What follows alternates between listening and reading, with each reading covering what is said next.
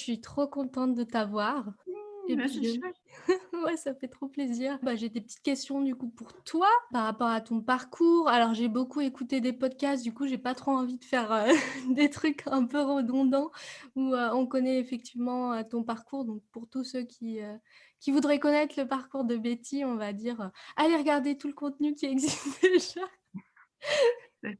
qui existe déjà. J'aime beaucoup en tout cas ce truc où tu as pris conscience que finalement tu étais un peu dans le rail et d'un coup, ah!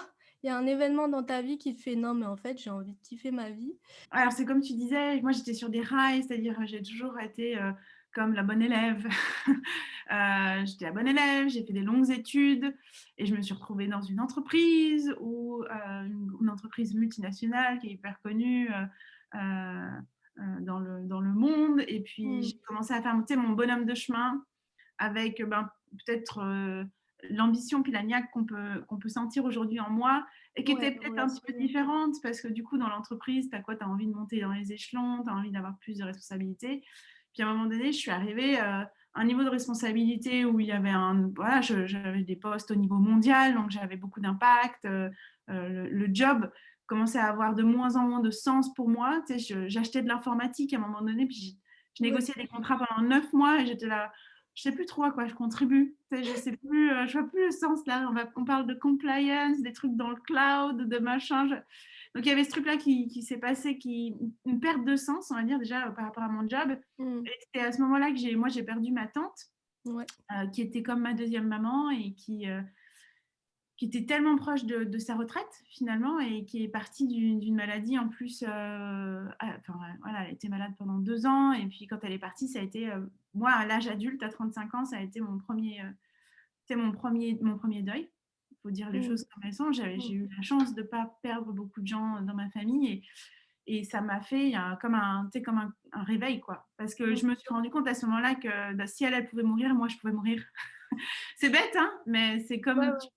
tu réalises que tu es mortel et tu penses que tu es immortel et en vrai, on est tous ici pour un tout petit moment, en fait. Mmh, Et ça a été de dire, bah, en fait, le petit moment qui me reste, il va pas être un moment d'attente.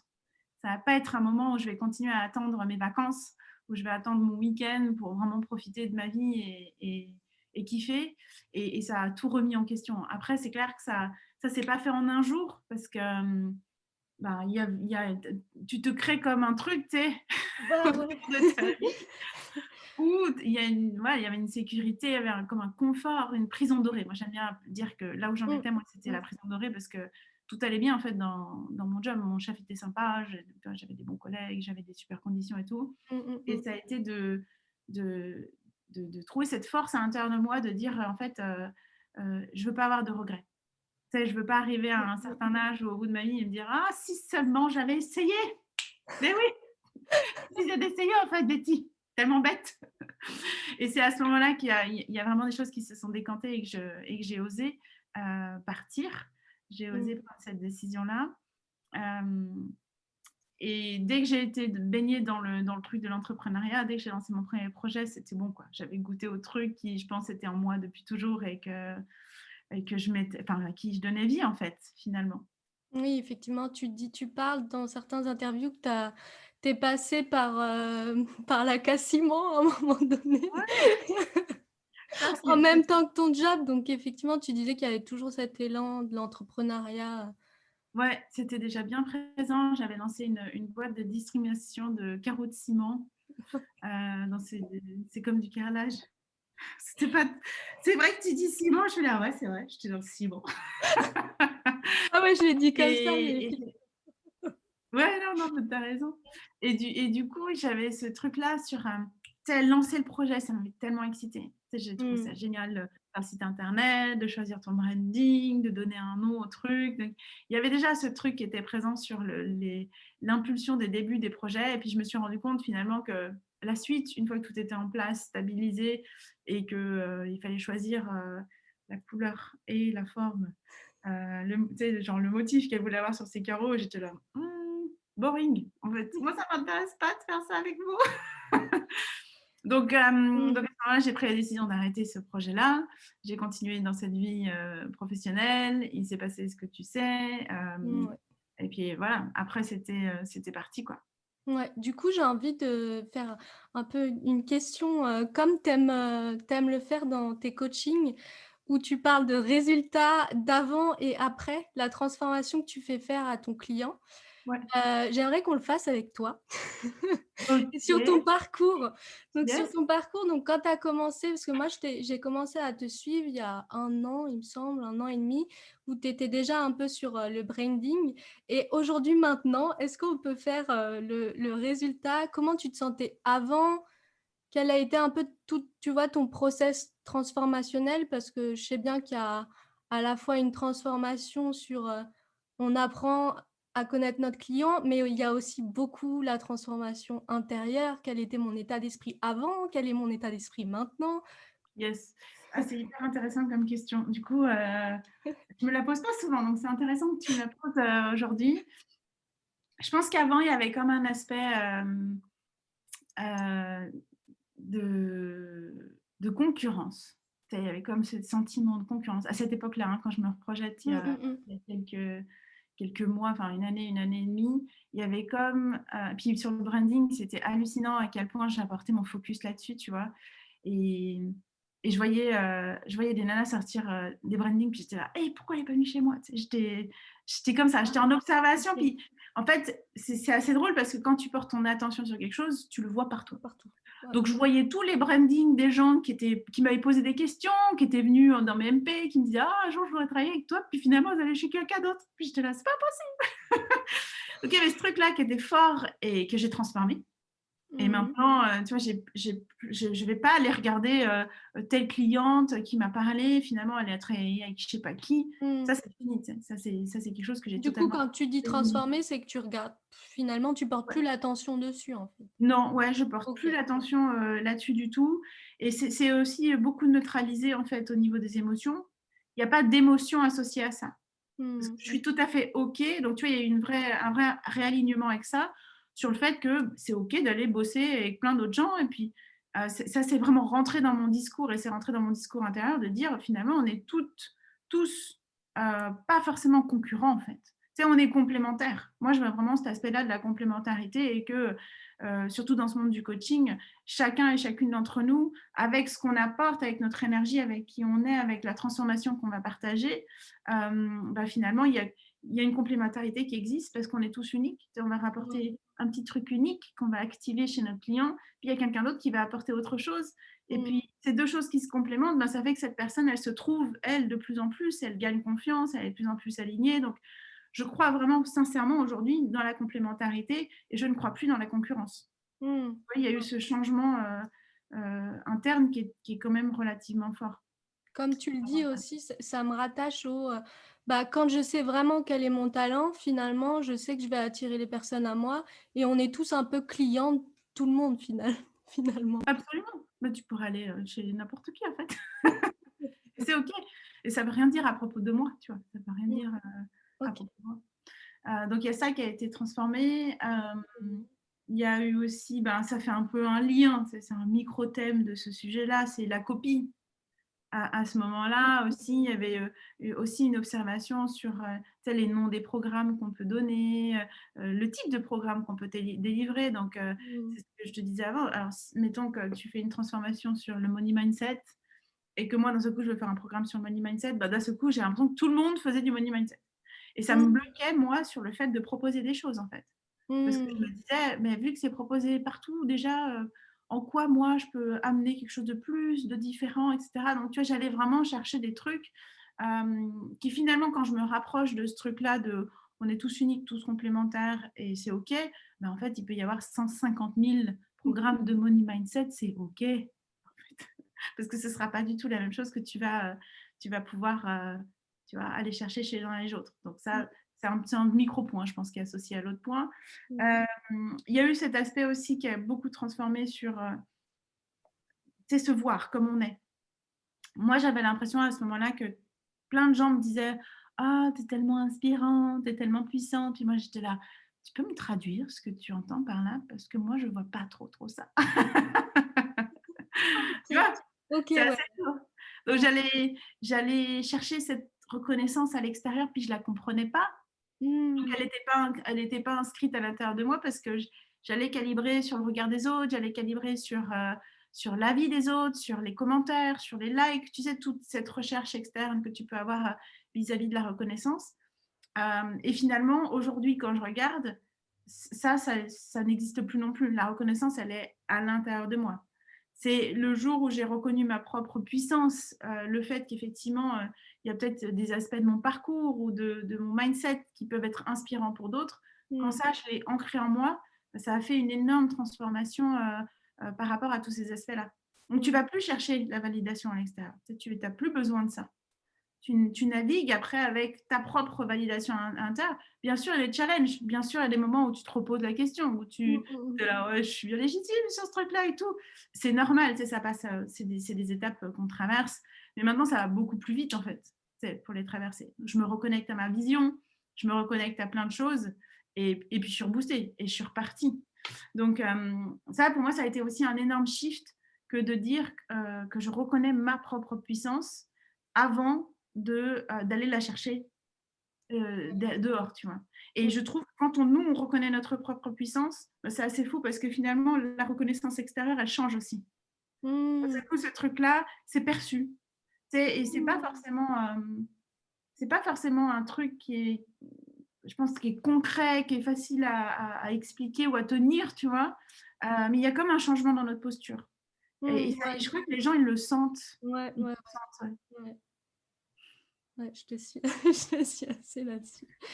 Et c'est des choses en plus où on vient nous demander: «Mais comment on fait? Comment?» mais c'est des choses qui sont à l'intérieur et qui se sentent effectivement et du coup, c'est pas évident Yes. d'exprimer ces choses-là, en fait. Ouais.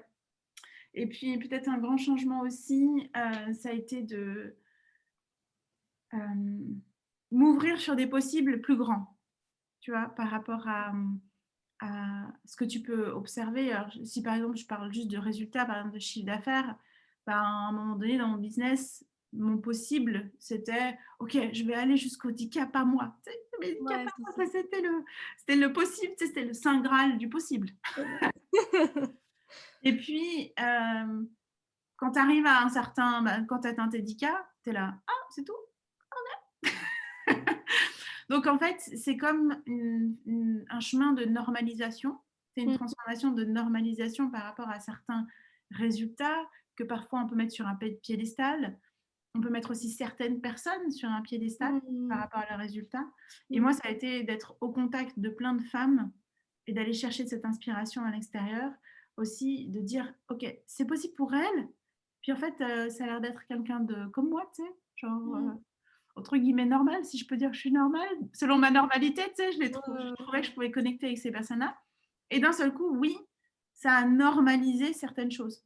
Donc pour moi, ça a ancré le fait que, ben, en fait, 10K, c'est juste le début et que, je peux m'autoriser à viser plus grand, à viser plus loin, en fait, par rapport à mon business parce que ça commence à devenir même plus du possible, tu sais, ça commence à devenir entrer dans ma réalité, entrer dans ma normalité parce que je suis au contact de certaines personnes et ça a vraiment fait un shift sur, tu sais, comme par exemple, si quand on dit: «Ah, tu vises les 50K, je sais pas, par mois» et toi, tu vois le truc, tu dis: «Mais non, mais jamais dans cette vie, je sais pas, ça arrivera jamais». Tu es déjà découragé en fait, puis il y a un truc qui Mmh. se contracte à l'intérieur de toi à la pensée de ce montant par rapport à ton business, puis en fait, tu l'imagines pas faire partie de ta réalité. Bah, ça a été transformé et du coup, heu, pour moi, ça a été un grand switch que de me dire: «Ça peut devenir normal en fait» et ce qui est assez drôle, c'est que souvent, on imagine, comme tu disais, il y a plein de comment pour arriver à un certain résultat dans notre business en termes de chiffre d'affaires. Alors qu'en réalité, c'est quand ça s'est aligné, que d'un seul coup, ça commence à s'aligner dans la réalité aussi. C'est que ça se concrétise. C'est comme si Mmh. c'est une conséquence en fait. Notre chiffre d'affaires est très souvent une conséquence de toutes ces choses-là que je peux t'évoquer et qu'il n'y a pas forcément de comment. Ouais, je te parlais du comment parce que, il me semble que tu en parlais aussi beaucoup au début, parce que tu as fait un défi 365 jours de live et tu parlais aussi beaucoup de tu chercher chez tes coachs et tu leur demandais: «Mais comment?» et tu étais frustrée parce que, il y a pas de Ah non, il comment. n'y a pas de comment. Il n'y a pas de comment. Il y a un comment, mais pour chacun d'entre nous, en fait. Mmh. Il n'y a pas un comment absolu que tu pourrais dire ah, cette personne-là, elle a le secret, alors il faut absolument que je travaille avec elle. En fait, on découvre très vite, moi ayant pris quand même beaucoup de coach, beaucoup Mmh. d'accompagnement, etc., on découvre très vite que ben non, ça c'est peut-être son secret pour elle, quoi. Tu vois ce que je veux dire? Et donc, moi, ça a aussi changé ma façon de voir la stratégie. Ça a changé ma façon de voir le comment, le fameux comment.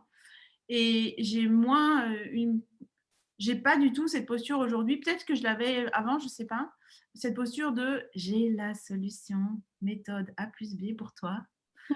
Tu vas Ouais. voir, ça va être génial. Donc ça a totalement changé ça dans ma communication et dans ma façon d'approcher aussi dans mes programmes. Toi qui as été dans Mmh. mes programmes, je ne sais pas si tu l'as observé, tu l'as senti. Moi, ce que je transmets, c'est vraiment, OK, là, il y a des pistes. Regardez, il y a toutes ces pistes-là. Moi, j'ai utilisé cette piste, puis elle a bien fonctionné pour moi, puis j'explique pourquoi elle a bien fonctionné pour moi. Donc, Mmh. du coup, je donne comme une boîte à outils et je dis, allez tester. Allez vérifier par vous-même, allez voir ce qui est bien pour vous, allez voir ce qui vibre, ce qui vous paraît fun. Quand c'est relou, faites pas en fait. Ne vous obligez pas à mettre en place un comment qui est pas cool quoi. Et Mmh. donc c'est vraiment une autre façon, je trouve, de voir le comment que d'inviter plutôt les gens à trouver leur propre comment, leur propre stratégie, celle qui vibre le plus.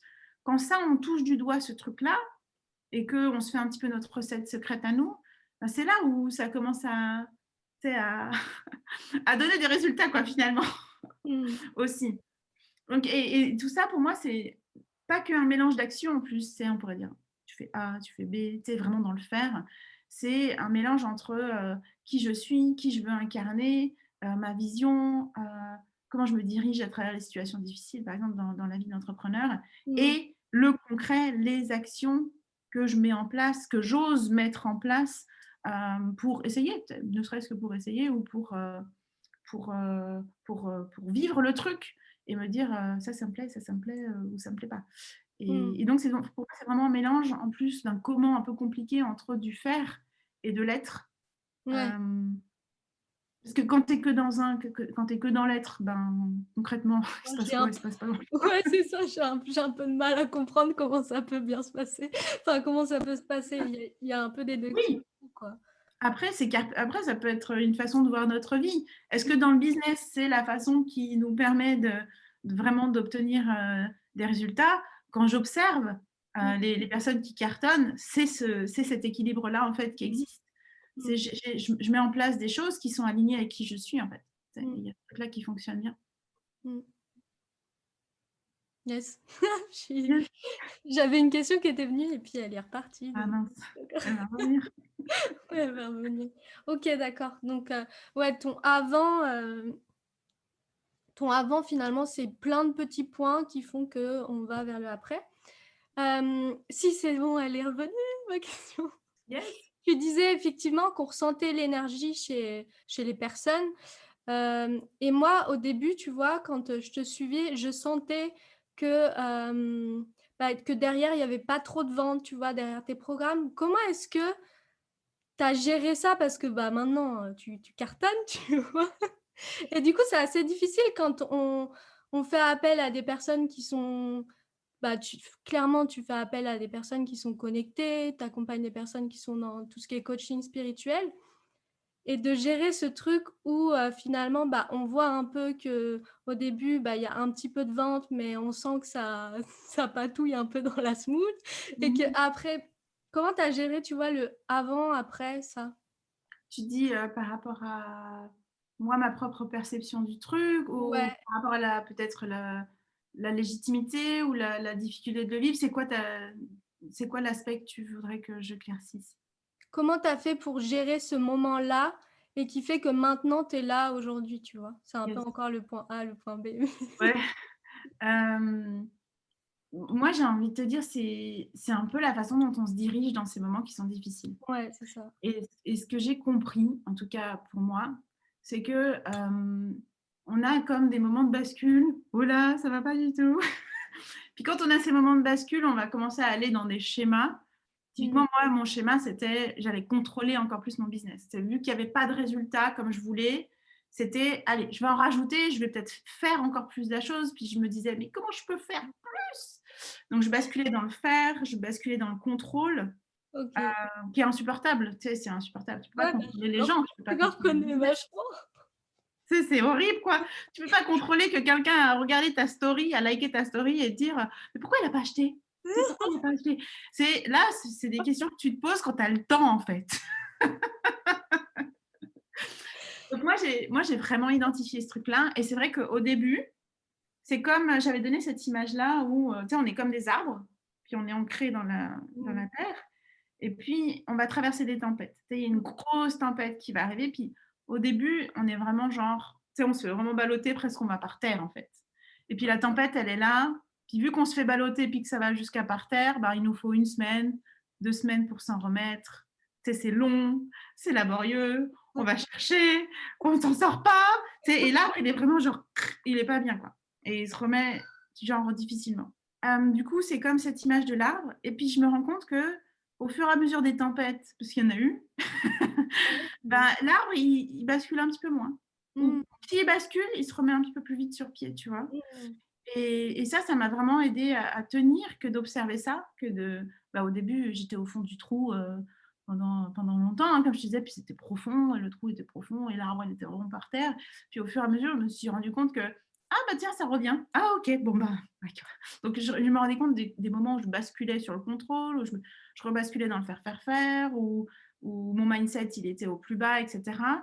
Et je trouve que ce chemin de développement personnel, cette évolution qu'on traverse, Mmh. elle nous permet de nous redresser plus vite. Elle nous permet d'être beaucoup plus ancrés, de mieux tenir dans la tempête, de nous diriger différemment, de peut-être reconnecter avec les choses qui nous apportent de la joie, de se dire: «OK, bon, bah, là, je lâche, en fait». Tu sais, je lâche, j'ai, mis en place ces actions pour mon business que j'avais envie de mettre en place. Maintenant, je me lâche la grappe. Donc il y a tous ces trucs qui se passent et qui font que, bah, elles sont de moins en moins difficiles, en fait, à traverser ces tempêtes. Donc au début, c'était difficile. Je ne peux pas te dire différemment que oui, au Ouais, ouais, début, ouais. je mettais tout mon cœur et je pense que peut-être, toi, ça te parle, peut-être celles qui vont nous écouter, Bah ça oui, c'est ça. ça nous parle que Ouais, ouais, ouais. on y met notre cœur, on y met notre tripes, on y met tout, hein, peut-être dans notre business et puis il y a une déception qui est là, puis c'est difficile et ça fait partie du processus. Pour moi, Mmh mh. c'est normal. C'est comment toi, tu continues à te diriger et un truc qui peut faire vraiment écho, c'est, quelle histoire tu auras envie de raconter de toute cette période que tu as pu traverser? Ce sera quoi l'histoire? Ce sera l'histoire de la meuf qui est restée dans son lit pendant 3 mois et qui finalement elle a pas fait son business, tu vois, genre? Ou est-ce que c'est l'histoire de la fille qui était restée dans son lit pendant 2 semaines et puis quand même sortie de son lit et qui a réessayé? Mmh. Ouais. Ouais, j'aime bien raconter, c'est l'histoire de c'est un peu comme dans les films où la nana, elle rencontre des petites péripéties et elle s'en sort, quoi, oui. Ouais, c'est exactement ça. Ouais. Autrement, il y aurait pas d'histoire, ce serait pas intéressant, on regarderait pas le film. Ouais, ouais, ce serait plat, on se ferait chier. C'est exactement Et c ça. OK. Et finalement, se diriger dans ces moments-là, c'est reconnaître les petites victoires aussi qui arrivent et ça, j'aime bien aussi t'en partager dans un de tes programmes, c'est: «Mais va reconnaître les petites victoires». Bah, là, on te demande ton lien de paiement, avant on te Mmh. demandait Ouais, c'est tout se construit par étapes, en fait. Donc, au début, quand on lance notre business, ben oui, on fait pas tout de suite des ventes. En même temps, il y a des gens qui arrivent. Il y a des mmh, gens qui nous font des messages encourageants. Il y a des gens qui, voilà, qui rentrent dans notre univers, en fait, et qui sont en train d'arriver. Donc, il y a aussi mmh, comme garder la confiance que ça se fait pas aujourd'hui. mmh, Et c'est ça qui m'a aidée, moi aussi, sur tout ce chemin-là, c'est que je lançais une masterclass offerte, il y avait plein de gens, ça cartonnait, j'avais 0 inscription. Et genre 6 mois, 1 an, 18 mois après, il y a des nanas qui étaient à cette masterclass-là et qui mmh. m'achètent des trucs aujourd'hui. Ouais, bah, Et là, ouais. je me dis: «Bah, en fait, on plante des graines tout le temps, on s'en rend pas Mmh. compte. Mmh. C'est juste que sur le moment où on a planté la graine puis qu'on la voit pas, bah, là, on va aller gratter la terre Et puis on et on est là: "Ça pousse pas, je comprends pas, ça pousse pas. Bon, bah, c'est comme ça, je vais dans mon lit." Tu vois? mmh. Donc garder confiance, ça fait partie du truc aussi. Est-ce que tu as quelque chose en ce moment que tu lis, quelque chose qui t'inspire en ce moment et que tu voudrais, nous partager? Une lecture, un film, ou autre chose qui t'inspire vers ta vision, vers, Alors ça va être un peu bizarroïde, mais je suis à fond sur Dune. OK. Il y a le film qui est sorti, j'en parlais dans une autre interview Oui, aussi. exact. Ouais. Ouais, et en fait, Dune, c'est une épopée, hein, donc tu as pas qu'un bouquin, tu as 6 bouquins. J'en suis déjà aux 3, puis ils sont quand même assez épais, et en fait, moi, ce qui me parle beaucoup dans ce film, dans ces bouquins, c'est cette question de: «Et si tu voyais l'avenir? Et si tu voyais, ton destin, qu'est-ce que tu en ferais?» Hem, est-ce que tu laisserais la prophétie s'autoréaliser? Et puis là où j'en suis aujourd'hui dans ma lecture, c'est un mélange entre, en plus, et si tu avais toute la mémoire du monde, c'est la Oui. mémoire de tous tes ancêtres, toute Mmh. cette connaissance, et en plus tu pouvais voir le futur, qu'est-ce que tu ferais de tout ça? Comment tu te dirigerais à travers ça? Comment tu contribuerais à l'humanité? Parce que c'est quand même un truc, ils mettent en place des trucs dans l'univers, hein, les gars. Et toutes ces questions, elles sont hyper intéressantes, et le mec qui a écrit ça en 63, Il était moi je hyper suis connecté quoi, le gars. ah ouais, je suis hallucinée sur le côté profond et spirituel Mmh. associé à la science-fiction, mais je kiffe à mort, quoi! Ouais. Excellent. Bah, ça donne envie en tout cas. Enfin, je vous invite à voir le film, avec le Dune 2022, franchement, il est OK, superbe. Ouais. top, merci. Est-ce que tu as un mot de la fin pour quelqu'un qui, voudrait commencer et qui est dans cette charnière-là et qui sait pas trop et qui a envie de kiffer sa life? Yes. Alors, un mot, ce serait peut-être déjà de commencer. Peut-être d'y aller, qu'on s'imagine quand on démarre qu'on va avoir the ID, c'est genre Ah, l'idée nickel chrome qu'on va mettre en place, puis qui va tout de suite fonctionner. La réalité, elle est un petit peu différente. Donc j'inviterais, toi qui es beaucoup dans l'intuition, ouais. à se connecter aux intuitions, aux signes, aux personnes qui viennent peut-être connecter avec nous et voilà, qui nous posent des questions, qui seraient intéressées par un truc qu'a priori on n'avait pas pensé. Mmh mh. Ce qui est intéressant, c'est aussi de se laisser porter un Ouais. petit peu, tu vois, par la vie, là où elle nous amène, et que c'est OK de changer 150 fois. Hein. Ah ouais, ça j'aime bien parce qu'on se met tellement de pression. C'est ça. Et que les gens que vous pouvez observer sur les réseaux sociaux, qui ont l'air de cartonner dans leur business, etc., ils sont passés par ces phases-là. Hein. C'est pas qu'ils ont trouvé The ID tout de suite, qui a tout de suite fonctionné, c'est Mmh. qu'ils ont tâtonné, ils se sont laissés porter, voilà, ils ont fait toutes ces étapes-là aussi. Donc de ne pas se mettre de pression dès le début à ce que tout soit parfait, c'est jamais parfait en vrai. Après, ouais, on est d'accord que enfin, j'ai envie de rebondir sur ce que tu dis, c'est que en plus, je le vois avec toi et je le vois aussi avec moi, mes programmes, c'est que des fois, on a des idées et elles vont pas fonctionner tout de suite parce qu'il y a des petits trucs à ajuster, il y a des petits boulons à mettre en place et que finalement, bah, quand tu persévères, bah, ouais, tes idées, elles reviennent, tu vas les améliorer et finalement, il y a toujours une sorte de fil conducteur et un socle commun Ouais. que, bah, ouais, continue et ça va le faire, quoi. Ouais, c'est ça, continue, ça va le faire. Trouve ton socle commun peut-être. Trouve le fil rouge. Ça, c'est quelque chose, je le répète dans tous mes programmes. Trouvez votre fil rouge, les filles. Et après, vous pourrez danser dans le moment. Vous pourrez vous éclater à l'intérieur de tout ça. Ouais. Mmh, cool. Merci beaucoup, Betty. Avec plaisir.